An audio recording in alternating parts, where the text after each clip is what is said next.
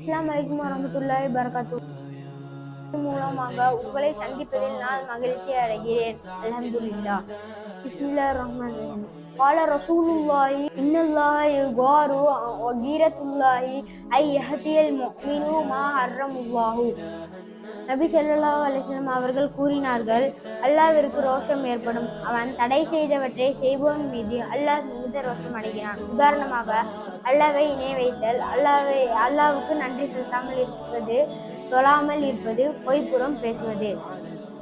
இது போல் இன்னும் பல செயல்கள் அல்லாஹ் தடை செய்கின்றான். இவற்றை செய்பவர் மீது அல்லாஹ் ரோஷம் அடைகிறான். இதிலிருந்து அல்லாஹ் நம் அனைவரையும் காப்பாற்றுவானாக. அஸ்ஸலாமு அலைக்கும் வரஹ்மத்துல்லாஹி வபரகாத்துஹு.